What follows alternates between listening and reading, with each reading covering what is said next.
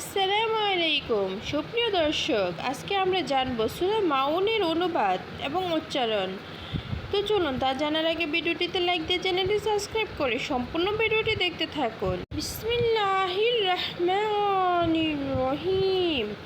আরাইতাল্লাযী ইউকাযযিবু বিদ্দীন ফাযালিকাল্লাযী ইয়াদউল ইয়াতীম ওয়ালা ইয়াদউ আলা তাআমিল মিসকিন ফাওয়াইলুল লিল মুসাল্লিন আল্লাযীনা হুম আন সালাতিহিম সাহুন আল্লাযীনা হুম ইরাউনা ওয়া ইয়ামনাউনাল মাউন।